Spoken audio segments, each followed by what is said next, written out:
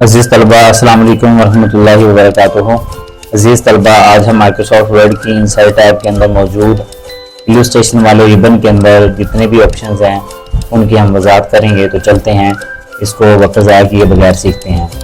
तो इसके अंदर हमारे पास सबसे पहला जो ऑप्शन है वो पिक्चर्स का है। अपने डॉक्यूमेंट के अंदर पिक्चर को इंसर्ट करने के लिए इस ऑप्शन पर हम क्लिक करते हैं। जो ही हम इस ऑप्शन के ऊपर क्लिक करेंगे तो ये हमसे अपनी जो पिक्चर है उसकी लोकेशन के बारे में पूछेगा कि वो पिक्चर कहाँ पर पड़ी है या हम उस पिक्चर को कहाँ से इंसर्ट करना चाहते हैं। तो क्लिक करते हैं और इनसे वो पिक्चर के हवाले से पूछ रहा है। तो मैं अपनी पिक्चर जो है वो इंसर्ट करता हूँ। पिक्चर को सिलेक्ट किया और उसके बाद मैंने इंसर्ट के ऊपर क्लिक कर दिया तो मेरी पिक्चर जो है वो डॉक्यूमेंट के अंदर ऐड हो गई है। अब इसकी बहुत सारी जो है वो प्रॉपर्टीज़ हैं जिनको सीखने की ज़रूरत है। तो पहली प्रॉपर्टी जो है वो रिमूव बैकग्राउंड है। हम इस पिक्चर का बैकग्राउंड है वो हम चेंज कर सकते हैं। तो इसके ऊपर जब हम क्लिक करते हैं तो हमारे सामने 4 ऑप्शन है वो ओपन होते हैं। पहले वाले ऑप्शन के जरिए हम अपनी पिक्चर में मौजूद उस एरिया को हम मार्क करते हैं जिसे हम रखना चाहते हैं। तो हम इसके ऊपर क्लिक करते हैं और क्लिक करने के बाद मसलन ये कोड जो है वो हाईलाइट हुआ है तो इसको ये रिमूव कर देगा। तो इसको मैं रखना चाहता हूँ तो इसलिए मैं इसके ऊपर जो है वो इस तरह की लाइंस लगाता जाऊंगा तो ये उतने एरिया को जो है वो डी सिलेक्ट करता जाएगा। और इस तरह ये बाल भी जो है उसने सिलेक्ट किए हुए हैं तो इसको भी मैं डी सिलेक्ट कर देता हूँ। तो यानी कि ये वो वाला एरिया जो है वो मार्क हो रहा है जिसे मैं अपनी पिक्चर के अंदर रखना चाहता हूँ। और उसके बाद मैं कीप चेंजेस पे क्लिक करूंगा तो मेरी पिक्चर का जो बैकग्राउंड है वो चेंज हो जाएगा। तो नेक्स्ट रिमूव बैकग्राउंड में जो हमारे पास ऑप्शन है कि उस एरिया को हमने मार्क करना है जिस एरिया को हम रिमूव करना चाहते हैं। तो इस ऑप्शन को हम सिलेक्ट करते हैं और जिस एरिया को हम जो है वो रिमूव करना चाहते हैं तो उस एरिया को जो है वो हम सिलेक्ट कर देते हैं। जैसे मसलन मैं ये इस एरिया को भी जो है वो सिलेक्ट कर देता हूँ कि ये मुझे नहीं चाहिए मिसाल के तौर पर। तो मैं जस्ट इसको सिलेक्ट करने के बाद कीप चेंजेस पे मैं क्लिक करूंगा तो वो वाला एरिया जो सिलेक्ट हुआ था उसको वो डिलीट कर देगा। अब इसके बाद हमारे पास जो है डिस्कार्ड ऑल चेंजेस है। इसके ऊपर जब हम क्लिक करते हैं तो वो तमाम जो चेंजेस हमने की थी वो उसको रीसेट कर देता है। अब आ जाएं तो नेक्स्ट हमारे पास ऑप्शन है करेक्शन का। करेक्शन के ऊपर जब हम क्लिक करते हैं तो हमारे पास पिक्चर की बहुत से ज़्यादा जो करेक्टनेस के हवाले से ऑप्शन है वो हमारे सामने आ जाते हैं। और इसमें पहला ऑप्शन जो है ये शार्पन या सॉफ्टन है कि अपनी पिक्चर को जो है हम कितना शार्प करना चाहते हैं और कितना उसको सॉफ्ट करना चाहते हैं। तो ये मुख्तलिफ तरह के जो टेम्पलेट्स हैं उसमें वैल्यूज भी हैं। इसमें जो है वो 50% सॉफ्टन है, इसमें 25% है, इसमें 0% है, ये 25% शार्पन है और ये 50% शार्पन है। नीचे ये ब्राइटनेस के हवाले से है कि हम अपनी पिक्चर की जो ब्राइटनेस है उसको हम बढ़ा सकते हैं, कम कर सकते हैं। तो मसलन मैं जो है शार्पनेस जो है ये रखना चाहता हूँ और उसके बाद मैं इसकी जो ब्राइटनेस है वो मैं चेंज करना चाहता हूँ, ये रखना चाहता हूँ। तो इस तरह हम अपनी पिक्चर को जो है वो उसकी ब्राइटनेस और उसकी शार्पनेस को जो है वो हम बढ़ा सकते हैं, कम कर सकते हैं। इसके बाद हमारे पास ऑप्शन है कलर वाला। तो कलर में हमारे पास मुख्तलिफ तरह के जो कलर सैचुरेशन दिए हुए हैं तो इसमें से हम अपनी पिक्चर को जो है वो मुख्तलिफ कलर टोन के लिहाज से, सैचुरेशन के लिहाज से और की रिकलरिंग के लिहाज से हम जो है वो तब्दील कर सकते हैं। तो मसलन मैं अपनी पिक्चर को जो है वो इस स्टाइल में लेकर जाना चाहता हूँ तो मैं इसके ऊपर क्लिक करूंगा तो मेरी पिक्चर जो है वो उस रिकलर वाले ऑप्शन के मुताबिक जो है वो सेट हो जाएगी। इसके बाद नीचे जो ऑप्शन है हमारे पास है आर्टिस्टिक इफेक्ट है। तो जिस तरह जो आर्टिस्ट होते हैं वो तस्वीरें बनाते हैं तो उस तरह का अगर हम अपनी पिक्चर के अंदर जो है वो इफेक्ट डालना चाहते हैं तो इसमें से हम कोई भी जो ऑप्शन है वो हम चूज कर सकते हैं। जैसे मसलन मैं ये ऐड कर देता हूँ तो ये आप देख रहे हैं कि उस इफेक्ट को जो है वो अप्लाई कर रहा है। इस तरह नेक्स्ट आ गए तो ये वाला ऑप्शन जो है ये पिक्चर को कंप्रेस करने के लिए जब हम इसके ऊपर क्लिक करते हैं तो इसकी मुख्तलिफ तरह की जो क्वालिटी है वो हमें बताता है कि हम अपनी पिक्चर को किस क्वालिटी पर जो है वो सेट करना चाहते हैं।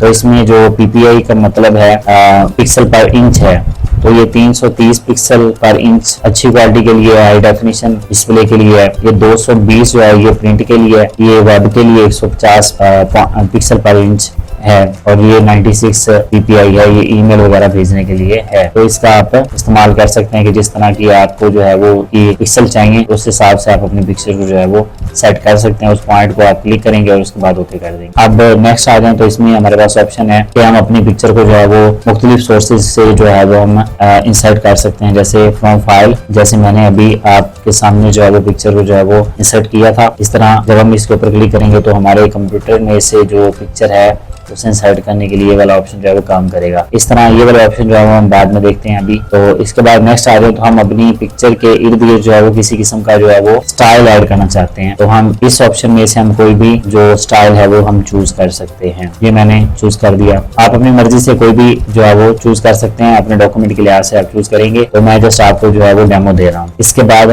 जब हम नेक्स्ट मूव करते हैं तो हमारे पास ऑप्शन है पिक्चर बॉर्डर का। तो जब हम पिक्चर बॉर्डर के ऊपर क्लिक करते हैं तो अगर हम इस पिक्चर के इर्द गिर्द जो है वो बॉर्डर लगाना चाहते हैं तो वो हम बॉर्डर भी लगा सकते हैं। तो किस कलर का लगाना चाहते हैं तो उस कलर को हम सिलेक्ट करेंगे और उस कलर का जो बॉर्डर है वो सेट हो जाएगा। इस तरह इसके इफेक्ट जो है वो हम डाल सकते हैं, जैसे कि ये प्री सेट है तो इसमें हम इसको जैसे कोई तस्वीर जो है वो उभरी हुई नजर आती है तो इसमें से हम मुख्तलिफ तरह के जो प्री सेट्स हैं वो हम इस्तेमाल कर सकते हैं और अपने डॉक्यूमेंट में उस पिक्चर को बहुत ही दिलकश अंदाज से जो है वो रख सकते हैं। अपनी पिक्चर का जो शेडो है वो ऐड करना चाहते हैं तो इस ऑप्शन से हम जो है वो शेडो ऐड कर सकते हैं। इसमें कोई भी शेडो नहीं है, ये आउटर शेडो है और ये इनर शेडो वाले ऑप्शन है और ये पर्सपेक्टिव है। तो ये आप लोग जब क्लिक करते हैं तो ये देखें कि इसके तस्वीर के बैक पे जो है वो उसका शेडो जो है वो नजर आ रहा है। इसको आप खुद से एक्सप्लोर कीजिएगा क्योंकि वीडियो जो है वो बहुत लंबी हो जाएगी। तो आप इसमें से कोई भी जो है वो 3D रोटेशन के हवाले से जो है वो इसको जो है वो सेट कर सकते हैं। तो नेक्स्ट आ जाए तो इसमें हमारे पास पिक्चर लेआउट है। पिक्चर लेआउट में हमारे पास मुख्तलिफ तरह के लेआउट हैं, तो इन लेआउट्स में भी हम अपनी पिक्चर को जो है वो ऐड कर सकते हैं। तो इसमें साथ में ये होगा कि आप इस पिक्चर के साथ में अगर कोई टेक्स्ट वगैरह ऐड करना चाहते हैं तो टेक्स्ट भी ऐड कर सकते हैं। इस ऑप्शन को हम मजीद जो है वो स्मार्ट आर्ट टूल के अंदर भी हम डिस्कस करेंगे। नेक्स्ट वाला हमारे पास ऑप्शन जो है वो पोजीशन है और पोजीशन को डिस्कस करने से पहले मैं यहाँ पर जो है कुछ टेक्स्ट जो है वो पेस्ट करता हूँ जो कि मैंने विकिपीडिया से कॉपी किया था। अब यहाँ पर आ जाते हैं पिक्चर की जो है वो फॉर्मेट में पोजीशन पे। तो पोजीशन पे जब हम क्लिक करते हैं तो ये पहले वाला ऑप्शन है, इसमें है इन लाइन विद टेक्स्ट। इसके ऊपर जब हम क्लिक करते हैं तो अगर तो कहीं टेक्स्ट मौजूद है तो उस हिसाब से जो है वो ये पिक्चर इन लाइन हो जाती है। इसके बाद नीचे वाला जो ऑप्शन है उसमें है कि ये टॉप लेफ्ट पे पिक्चर चली जाएगी। इस ऑप्शन से जो है ये सेंटर में आ जाएगी। इस ऑप्शन से ये लेफ्ट में आ जाएगी। इस ऑप्शन से जो है वो सेंटर में, पेज के सेंटर में और लेकिन लेफ्ट में जाएगी। इस ऑप्शन से पेज के मिडिल में और सेंटर में जाएगी और इस ऑप्शन से जो है राइट में और सेंटर में।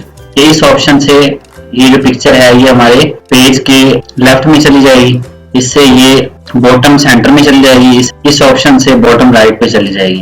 अगर हमें पिक्चर को जो है क्रॉप करना हो तो ये वाला ऑप्शन है, इसके ऊपर हम क्लिक करेंगे और यहाँ पर जो है ये इसके पॉइंट्स जो है वो ज़ाहिर हो जाएंगे। इतनी अगर हमें चाहिए तो यहाँ तक हम इसे सिलेक्ट करेंगे और उसके बाद क्रॉप पर या इंटर हम दबा देंगे तो ये पिक्चर जो है उतनी क्रॉप हो जाएगी। नेक्स्ट आ जाए तो ये पिक्चर की जो प्रॉपर्टीज मुकम्मल हो गई। अब दोबारा हम इंसर्ट टैब पे जाते हैं। नेक्स्ट हम आ जाते हैं ऑनलाइन पिक्चर के ऑप्शन पे। इस पे जब हम क्लिक करते हैं तो ये हमें ऑनलाइन पिक्चर्स को जो है वो अपने डॉक्यूमेंट के अंदर ऐड करने की जो है वो सहूलत देता है। तो इसमें से हम कोई भी पिक्चर जो है वो हम सिलेक्ट कर सकते हैं, इवन कि यहाँ पर हम जो है वो सर्च भी कर सकते हैं। तो ये देखिए मैंने एप्पल्स पे जो है वो मैंने क्लिक किया और उसके रिलेटेड जो पिक्चर्स है वो हमारे सामने आ गई हैं। इनमें से हम अपने डॉक्यूमेंट में कोई भी पिक्चर जो है वो ऐड करना चाहते हैं तो उस पिक्चर के ऊपर जो है वो जस्ट हम क्लिक करेंगे और इंसर्ट पे हम क्लिक करेंगे तो इस पिक्चर को जो है वो ऐड कर देगा। पहले इसे डाउनलोड करेगा और उसके बाद इसे ऐड कर देगा। इसके बाद नेक्स्ट हमारे पास जो ऑप्शन है वो शेप्स के हवाले से है। तो हम अपने डॉक्यूमेंट के अंदर मुख्तलिफ तरह की जो शेप्स हैं वो भी हम क्रिएट कर सकते हैं। इन शेप्स को ऐड करने के लिए हम शेप वाले ऑप्शन पे जाएंगे तो हमारे पास काफ़ी सारी जो शेप्स हैं वो दी गई हैं। इनमें से हम अपनी ज़रूरत के मुताबिक जो है वो कोई भी शेप ऐड कर सकते हैं। जैसे मैं अगर कोई ट्राइंगल जो है वो ऐड करना चाहता हूँ तो मैं ट्राइंगल वाली शेप को जो है वो सिलेक्ट करूँगा और उसके बाद अपने माउस से लेफ्ट क्लिक करते हुए इसे ड्रैग करूँगा तो मेरे सामने जो है वो ट्राइंगल जो है वो बन जाएगी। अब इसकी प्रॉपर्टीज हैं मजीद, इसमें हम कलर जो है वो अगर रिमूव करना चाहते हैं तो नो फील्ड पे क्लिक करेंगे, अगर कोई और चीज चेंज करना चाहते हैं तो उस कलर को हम सिलेक्ट करेंगे और वो कलर चेंज हो जाएगा। इसके बाद इसकी आउटलाइन जो है वो उसका कलर कौन सा होना चाहिए, उसकी मोटाई कितनी होनी चाहिए, तो ये हम सिलेक्ट कर सकते हैं। उसके बाद हम इसके कोई इफेक्ट्स वगैरह ऐड कर सकते हैं। नेक्स्ट हमारे पास जो ऑप्शन है वो आइकन का है। आइकन्स के ऊपर जब हम क्लिक करते हैं तो ये ऑनलाइन जो है ये आइकन्स जो हैं उसको जो है वो हमें अपने डॉक्यूमेंट के अंदर इंसर्ट करने की जो है वो सहूलत देते हैं।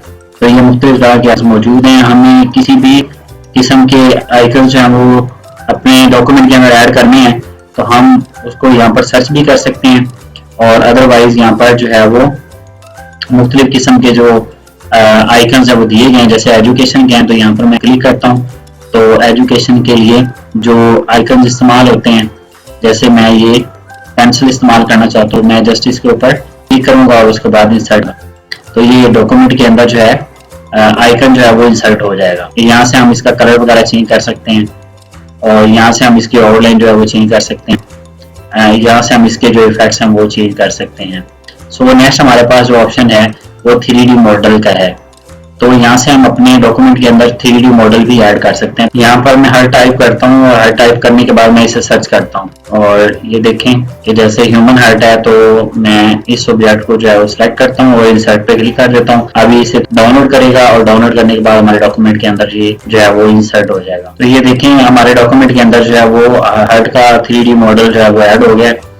तो इसको हम जो है वो घुमाकर भी देख सकते हैं, और इसके जो प्रीसेट हैं वो हमारे सामने जो है वो मौजूद हैं। इनमें से भी हम अगर कोई प्रीसेट जो है वो यूज करना चाहते हैं तो वो हम कर सकते हैं। तो ये असल में मॉडल हम इसलिए ऐड करते हैं ताकि हमारा जो डॉक्यूमेंट है वो ज्यादा जो है अट्रैक्टिव फील हो। नेक्स्ट हमारे पास ऑप्शन है स्मार्ट आर्ट। इसके ऊपर जब हम क्लिक करते हैं तो हमारे सामने बहुत सारे स्मार्ट आर्ट ग्राफिक्स जो है वो ज़ाहिर हो जाते हैं। इनमें से हम कोई भी अपने डॉक्यूमेंट के अंदर जो है इस्तेमाल कर सकते हैं। जैसे कि मैं यहाँ पर प्रोसेस के लिए जो है वो सिलेक्ट कर लेता हूँ, और सिलेक्ट करने के बाद ये मैं बाकी वालों को डिलीट कर देता हूँ, और इसमें मैं टेक्स्ट लिख सकता हूँ। मसलन कंप्यूटर की डेफिनेशन के अंदर जो इनपुट होती है और इनपुट के बाद जो है प्रोसेसिंग होती है और उसके बाद जो है आउटपुट होती है। तो इसको अगर मैं अपने डॉक्यूमेंट के अंदर जो है वो डिस्प्ले करना चाहता हूँ या इस तरह के साइकिल को मैं यूज करना चाहता हूँ तो मैं इस तरह स्मार्ट जो आर्ट है उसमें से मैं इस तरह की जो पिक्चर है वो ऐड कर सकता हूँ। बाकी इसके जो कलर्स वगैरह हैं वो हम चेंज कर सकते हैं, इसको 3D बना सकते हैं, इसकी डायरेक्शन जो है वो डिफाइन कर सकते हैं एंड सो ऑन। हम इसमें बहुत सारा कुछ कर सकते हैं। इसके बाद नेक्स्ट आ जाए तो इसमें हमारे पास चार्ट्स है। डॉक्यूमेंट के अंदर चार्ट्स को ऐड करने के लिए इस्तेमाल किया जाता है। इसके ऊपर जब हम क्लिक करते हैं तो चार्ट्स की बहुत ज़्यादा कैटेगरीज हैं।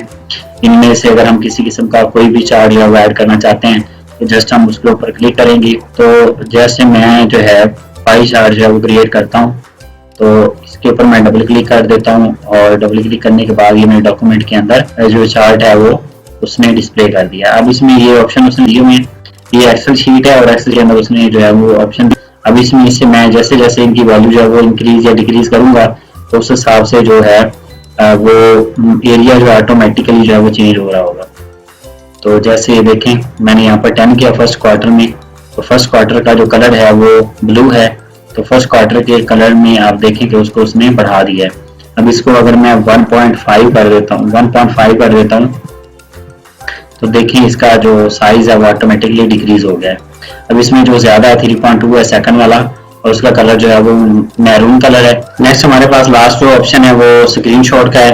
तो स्क्रीनशॉट जो है ये असल में आपके डेस्कटॉप के ऊपर ओपन जितनी भी विंडोज होती हैं उनमें से किसी एक विंडो का या किसी एक खास पार्टिकल एरिया का जो है वो स्क्रीनशॉट जो है वो लेने के लिए इस्तेमाल होता है। तो इसके ऊपर जस्ट हम क्लिक करते हैं। मेरे लैपटॉप में जितनी भी विंडोज ओपन है सभी के वो जो है वो विंडो दिखा रहा है। तो इसमें से हम जिस भी विंडो भी जो है वो कैप्चरिंग करना चाहते हैं तो जस्ट हम उसके ऊपर क्लिक करेंगे और वो उसकी कैप्चरिंग जो है वो करके हमारे सामने दे देगा। तो हम इसको जो है वो क्रॉप वगैरह कर सकते हैं, इसको हम इसका साइज जो है वो हम इंक्रीज डिक्रीज कर सकते। तो अजीज तलबा, उम्मीद है आपको आज की वीडियो में बहुत कुछ सीखने को मिला होगा। तो दोस्तों के साथ इसे शेयर कीजिए, कमेंट कीजिए, लाइक कीजिए, और इसको सीखने के लिए ज़्यादा से ज़्यादा प्रैक्टिस कीजिए ताकि आप इसको अच्छे से जो है वो सीख पाएँ। मुझे दे इजाज़त, अल्लाह हाफिज़।